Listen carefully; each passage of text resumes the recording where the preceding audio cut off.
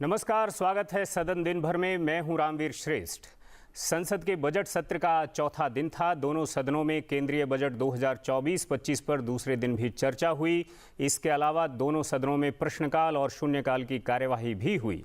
इस बुलेटिन में अगले आधा घंटे में देखेंगे दोनों सदनों में आज क्या कुछ खास रहा। लेकिन सबसे पहले नजर सुर्खियों पर।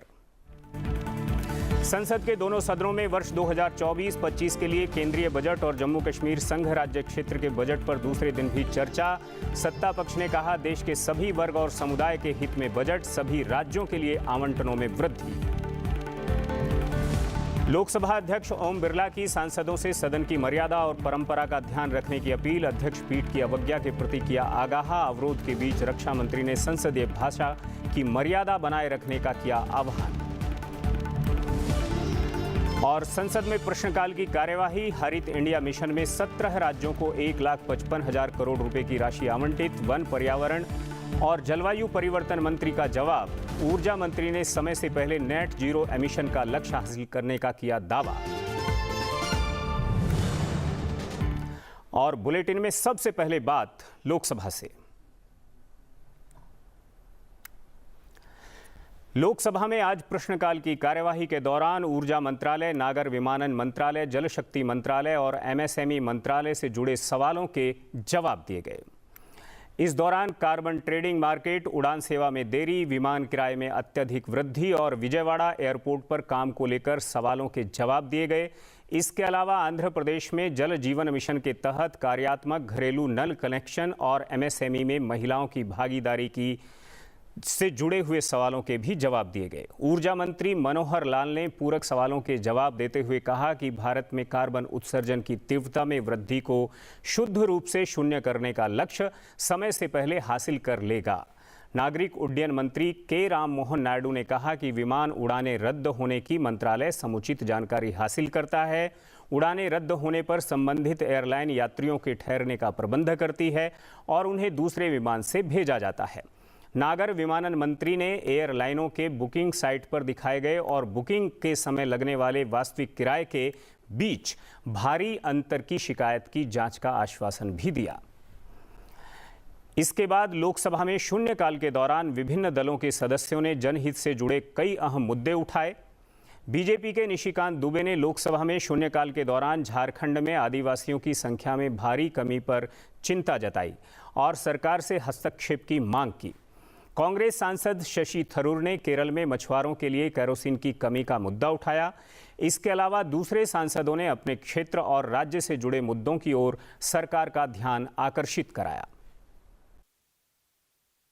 मैं जिस लोकसभा से आया उसकी एक विधानसभा मधुपुर में लगभग 267 बूथों पर 117% मुसलमानों की आबादी बढ़ गई और पूरे आप समझिए कि टोटल जो है झारखंड में कम से कम 25 विधानसभा ऐसी है जहां 123%, 110% आबादी बढ़ी है। ये एक बड़ा चिंता का विषय है। दूसरा सर, हमारे यहां अभी पाकुड़ जिले में तारानगर, इलामी और डांगापाड़ा में दंगा हो गया। दंगा क्यों हो गया कि बंगाल से ममता बनर्जी की जो पुलिस है और वहां के लोग मालदा और मुर्शिदाबाद से आकर हमारे लोगों को भगा रहे हैं और हिंदुओं का गांव खाली हो रहा है। ये बड़ा ही सीरियस विषय है और मैं ऑन रिकॉर्ड कर रहा हूं। यदि मेरी एक बात गलत है तो मैं इस्तीफा देने को तैयार हूं। सारे बंगाल से, मुर्शिदाबाद और मालदा से सारे लोगों ने आकर हिंदुओं के ऊपर जुल्म किया और ये ऑन रिकॉर्ड है और झारखंड की पुलिस कोई काम नहीं कर पा रही है। मेरा आपके माध्यम से स्पीकर महोदय आग्रह है कि पूरा मालदा, मुर्शिदाबाद, अररिया, किशनगंज, कटिहार और हमारे यहाँ साहबगंज और ये झारखंड हाईकोर्ट का अभी 22 जुलाई का ऑर्डर है जो ये कह रहा है कि मुसलमानों की आबादी दिन प्रतिदिन बढ़ रही है और वहाँ भारत सरकार को हस्तक्षेप करना चाहिए। कि ये जितना किशनगंज, अररिया, कटिहार, मालदा, मुर्शिदाबाद और पूरा संथालपना है इसको यूनियन टेरिटरी बनाइए, नहीं तो हिंदू खाली हो जाएंगे। एनआरसी लागू करिए और इसके पहले यदि कुछ नहीं होता है तो सबसे पहले हाउस की एक कमेटी भेजिए और पूरे सभी उसमें तृणमूल कांग्रेस के मैक्सिमम पर रखिए कि वो कमेटी जाए। और दूसरा जो ये लॉ कमीशन की रिपोर्ट है 235वीं 2010 की, उसको लागू करिए कि धर्मांतरण और शादी के लिए परमिशन जरूरी है। मेरी विनती है सर कि किसानों को अपनी पूरी उपज, अपना क्रॉप लोन रिन्यूअल के लिए जब प्राइस में, मार्केट की प्राइस जब कम रहती है तब उनको बेचना पड़ता है। अगर किसानों को जो उनका लोन है वो कैश क्रेडिट, जो इंडस्ट्री में कैश क्रेडिट कैटेगरी में लोन आता है, उस कैटेगरी में अगर डाला जाए, उसको वही ट्रीटमेंट अगर मिले तो किसानों को बहुत अच्छी राहत मिलेगी। Despite repeated flooding, the West Bengal government has failed to implement any permanent solutions, resulting in displacement of numerous people, significant agricultural losses due to siltation, and the tragic loss of human and animal lives. Sir, the persistent flooding suggests potential misuse of central fund by the state government, as temporary measures are implemented annually instead of addressing the root cause. Sir, I urge the central government to constitute a team to analyze the situation and propose permanent measures to mitigate flooding. विश्व के सबसे बड़े लोकतांत्रिक देश में हमारे प्रदेश को भी लोकतांत्रिक प्रक्रिया से जोड़ने के लिए पूर्ण असेंबली दी जाए। इस संदर्भ में 2014 महामहिम उपराष्ट्रपति जी ने अध्यक्षता में और स्टैंडिंग कमेटी ने भी दोनों प्रदेश को पूर्ण विधानसभा देने की सिफारिश की थी। यह विषय मैंने 2021 एवं 2019 में तत्कालीन सांसद मोहन भाई डेलकर जी ने भी इस सदन में रखा। यह मुद्दा तीसरी बार आपके सामने रख रही हूँ। महोदय, मैं आपके माध्यम से महामहिम राष्ट्रपति जी एवं भारत सरकार से नम्र निवेदन करती हूँ कि इस विषय को गंभीरतापूर्वक लेकर इस विषय पर उचित कार्यवाही की जाए। महोदय, हमारे मंडी क्षेत्र में ऐसी बहुत सारी कला शैलियाँ हैं जो विलुप्त हो रही हैं। हमारे हिमाचल प्रदेश में जो एक घर बनाने की कला शैली है जिसे काटकुनी कहा जाता है, वहाँ भेड़ और याक की ऊनों से जो है विभिन्न वस्त्र बनाए जाते हैं, जैसे कि जैकेट्स हो गए या टोपियाँ हो गई, शॉल या स्वेटर्स बनाने के जो काम है, जिनका बाहर के देशों में बहुत मूल्य मिलता है, लेकिन हमारे यहाँ पे पूरी तरह से जो है ये जो एक्सटिंक्ट हो रहे हैं उनको बढ़ावा देने के लिए क्या कदम लिए जा रहे हैं। और साथ ही मैं ये भी कहना चाहूँगी कि हमारे हिमाचल का जो संगीत है, खासकर जो स्पीति और किन्नौर या भरमौर के क्षेत्र में पाए जाने वाला जो ट्राइबल उनकी जो कपड़े हो गए, उसके साथ में जो उनके फोक फॉर्म्स है, आर्ट फॉर्म्स है, वो भी विलुप्त होती जा रही हैं। तो उनके विषय में क्या कदम उठाए जा रहे हैं? धन्यवाद। लोकसभा अध्यक्ष ओम बिरला ने सदस्यों से चर्चा के दौरान सदन की मर्यादा, परिपाटी और परंपरा का ध्यान रखने की अपील की। उन्होंने अध्यक्ष पीठ की अवज्ञा और उससे बहस करने को लेकर भी आगाह किया। वहीं संसदीय कार्य मंत्री ने कहा कि किसी भी सदस्य की ओर से ऐसी टिप्पणी जिससे सदन की गरिमा को चोट पहुंचती है, ये दुखद है। हम सबका सौभाग्य है कि मैं 18वीं लोकसभा के अंदर जनता ने चुनकर भेजा है। मेरा सभी लोगों से आग्रह है, चाहे सत्ता पक्ष हो, चाहे प्रतिपक्ष हो या बीच के सदस्य हो, सभी माननीय सदस्य सदन के अंदर अपनी बात को कहें, चर्चा में भाग लें, मर्यादा रखें, कोई ऐसी टिप्पणी न करें जो सदन की मर्यादाओं के अनुकूल नहीं है और संसदीय परंपराओं के अनुकूल भी है। हम और कोशिश करें इस सदन में उच्च कोटि की परंपरा बने, प्रॉपर्टी बने, लोग चर्चा करें कि 18वीं लोकसभा के अंदर चुनने वाले माननीय सदस्यों ने इस सदन की गरिमा को बढ़ाया, मर्यादा को बढ़ाया, इसकी मर्यादा प्रतिष्ठा को बढ़ाया और दुनिया के अंदर भारत की संसद की जो लोकतंत्र में जिस तरह की प्रतिष्ठा है वैसी परंपरा बनी। मैं सभी माननीय सदस्यों से आग्रह करूंगा, ऐसे शब्द स्पंज तो हम कर ही देते हैं, लेकिन उसके साथ साथ आगे भविष्य में ऐसा कोई भी शब्द, ऐसा कोई भी बात न तो बैठे बैठे टिप्पणी करें, न अपने भाषण के अंदर टिप्पणी करें। एक और आग्रह करूंगा कि मैं फिर आपसे आग्रह करूंगा, कभी आसन से बहस और चुनौती देने का काम भी नहीं करें। मैं आपको पुनः आग्रह कहता हूँ, और हम जितना आसन का, सदन की गरिमा रखेंगे, उतनी प्रतिष्ठा आप लोगों की भी अपने अपने क्षेत्र में बढ़ेगी कि संसद के अंदर बोलने वाले अनय मैंने कह दिया है और चेतावनी दे दी है भविष्य के लिए। कोई भी सदस्य ऐसा टिप्पणी करते हैं जिससे सदन का गरिमा को चोट पहुंचती है, ये सबके लिए अत्यंत दुखद घटना है। मैं आदरणीय अध्यक्ष महोदय आपसे अनुरोध करूंगा, चाहे सत्ता पक्ष का हो विपक्ष का हो, कोई भी सदस्य इस तरह का टिप्पणी और भाषा इस्तेमाल करता है जो संसदीय परंपरा में परमिसिबल नहीं है, सदन का गरिमा को चोट पहुंचती है, तो आप समय समय में कार्रवाई करते ही हैं, उसको आप सदन का कार्रवाई से बाहर निकलने के साथ साथ बाकी अध्यक्ष जी आपके पास पावर है, आपके पास अथॉरिटी है कि कोई भी सदस्य इस तरह का व्यवहार करेंगे तो उसके ऊपर में उचित कार्रवाई या उचित टिप्पणी करने का भी माननीय अध्यक्ष जी के पास अधिकार है। लोकसभा में आज दूसरे दिन केंद्रीय बजट 2024-25 पर चर्चा हुई। साथ ही जम्मू कश्मीर संघ राज्य क्षेत्र के बजट पर भी चर्चा की गई। सत्ता पक्ष के सांसदों ने चर्चा में हिस्सा लेते हुए केंद्रीय बजट को लोगों की उम्मीदों को पूरा करने वाला करार दिया। किसानों, महिलाओं और युवाओं के लिए बजट में विशेष प्रावधान किया गया। बिहार और आंध्र प्रदेश के सांसदों ने उनके राज्यों में बजट में विशेष महत्व दिए जाने के लिए आभार जताया। वहीं विपक्ष ने कहा कि बजट में समाज के किसी वर्ग को लाभ देने का काम नहीं हुआ है। Madam, this budget is both very wide in its scope, but also very deep in addressing the reforms that are necessary to take Bharat forward.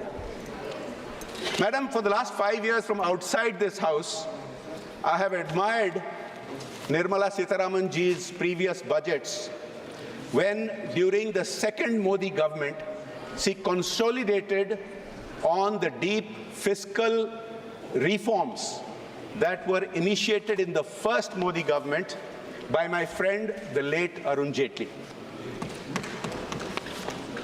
In the second term, during Nirmala ji's budgets being presented, India consistently remained the fastest growing large economy in the world.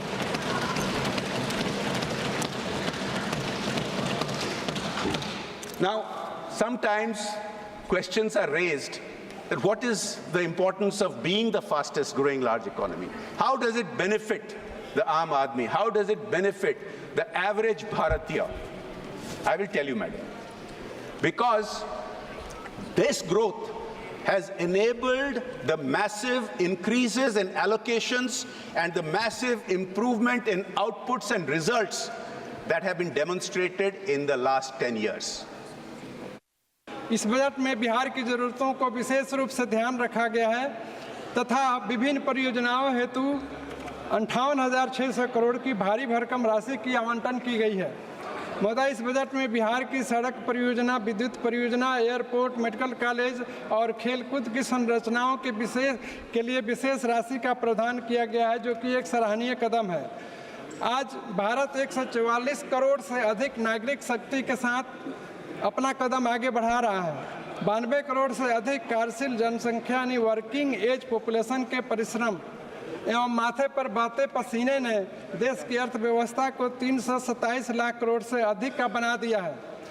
7% से अधिक GDP विकास दर से बढ़ता भारत विश्व की 5वीं अर्थव्यवस्था बन चुका है। महोदय, बजट 2024-25 में बिहार राज्य में एक्सप्रेसवे और गंगा नदी पर पुल के निर्माण हेतु 26,000 करोड़ रुपए का आवंटन आवश्यक ही नहीं बल्कि अभूतपूर्व है। बजट में 2,14,000 करोड़ रुपए की लागत से 2400 मेगावाट का बिजली संयंत्र स्थापित करने का प्रावधान भी सराहनीय है। महोदय, 1 crore farmers will be convinced towards natural farming.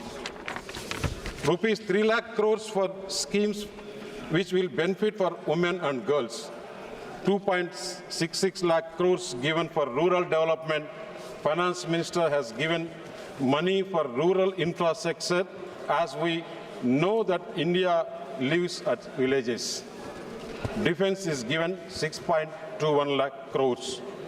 Rupees 2.62 lakh crores for railways, more than rupees 1.08 lakh crores for the safety. Bihar के साथ सामाजिक न्याय एनडीए की सरकार ने किया जब स्वर्गीय कर्पूरी ठाकुर जी को भारत रत्न दिया गया और इस बजट के माध्यम से हमें आर्थिक न्याय दिया गया। बिहार को विकसित भारत का एक विभिन्न अंग बनाया गया है और जिसमें सरकार ने जो पूर्वोदय योजना की घोषणा की है, जिससे बिहार के ऑल राउंड डेवलपमेंट के लिए human resource development, infrastructure, generation of economic opportunities के माध्यम से बिहार को प्रगति के पथ पर ले जाएंगे। आज लोकसभा में बजट पर चर्चा के दौरान सत्ता पक्ष और विपक्ष के बीच सदन में तीखी बहस हुई, जिसके चलते सदन की कार्यवाही 2 बार बाधित हुई।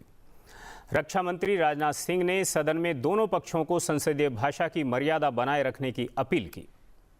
अध्यक्ष महोदय, मैं सभी सम्मानित सदस्यों से यही अनुरोध करना चाहूँगा कि आप दोनों तरफ की स्पीशीज को उठाकर देख लें, किसने क्या बोला है। यदि किसी ने असंसदीय भाषा का प्रयोग किया है अथवा संसद की मर्यादाओं को तोड़ने की कोशिश की है, उसे कार्रवाई से बाहर कर दिया जाए और पूरे सदन में शांति हम सब बनाए रखें और उसके बाद सदन की कार्रवाई। और बुलेटिन में अब बात राज्यसभा की कार्यवाही से।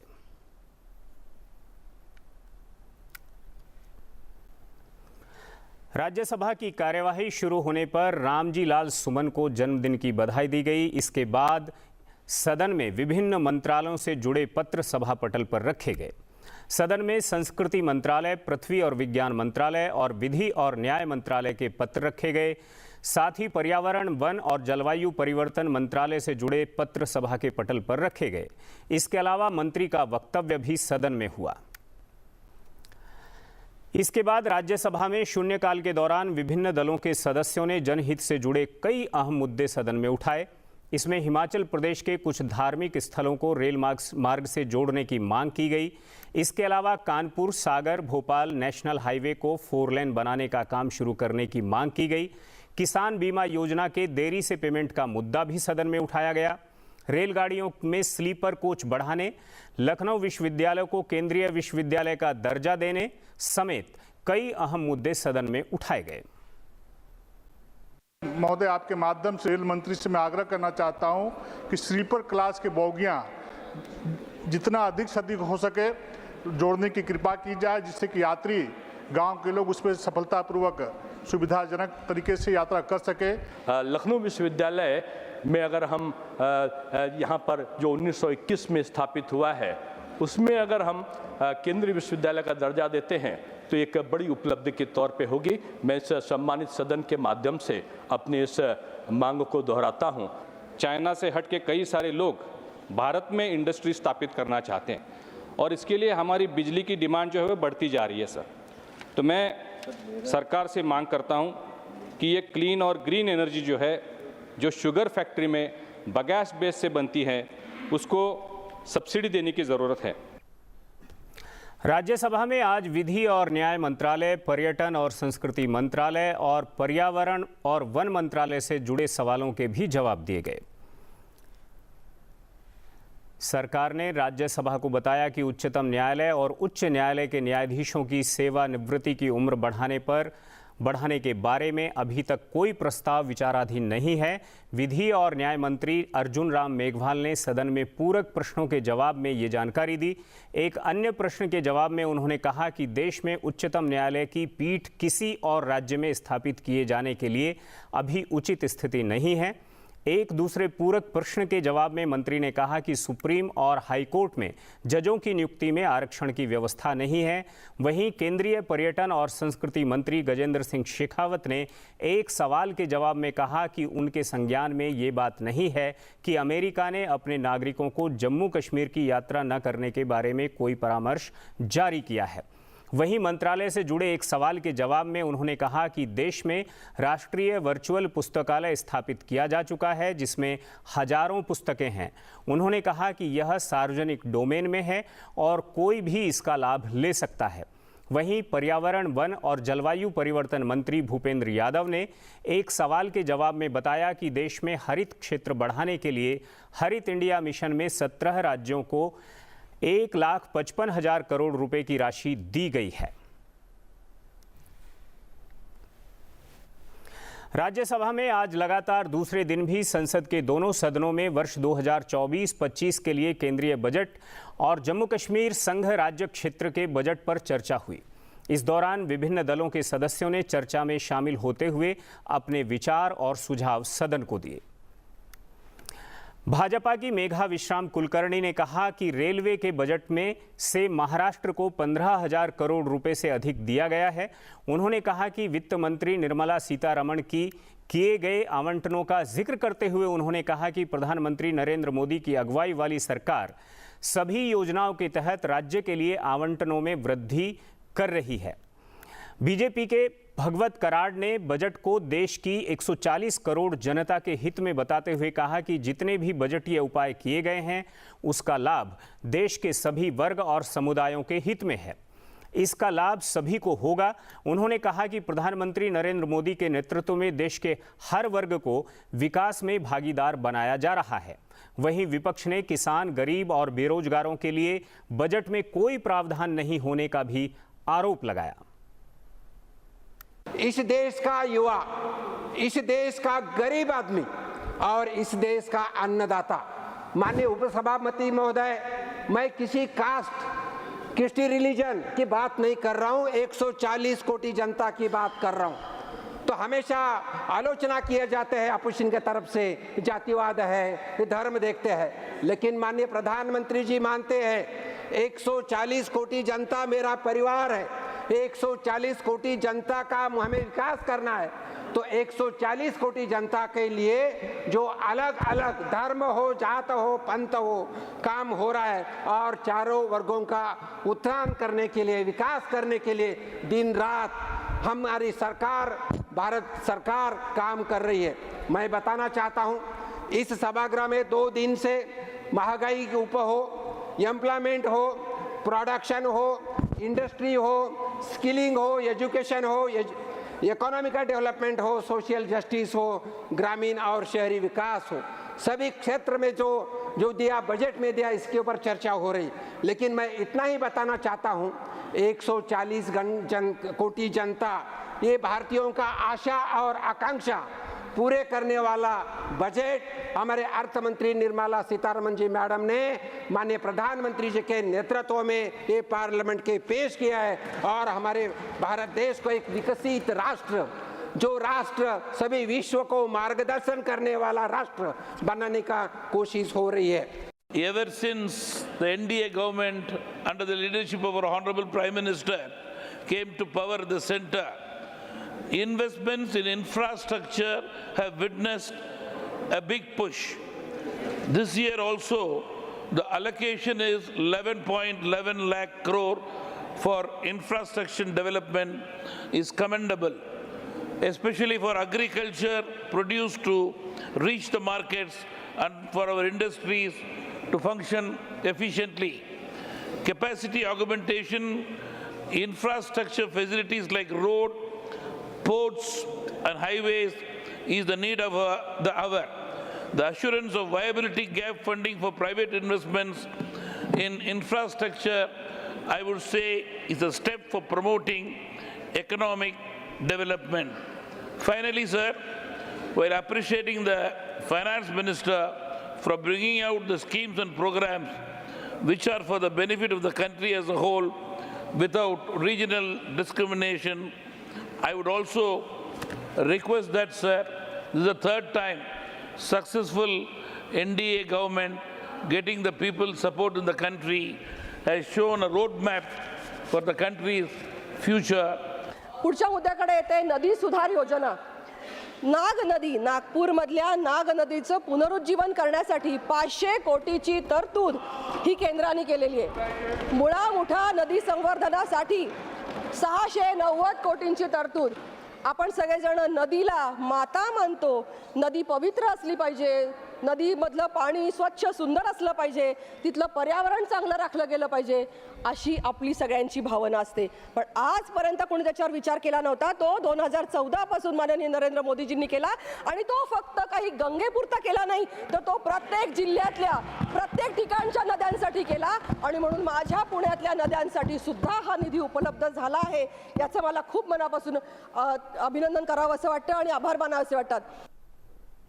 इस बुलेटिन में इतना ही. रामवीर श्रेष्ठ को इजाजत दीजिए और आप देखते रहिए सनसद टीवी.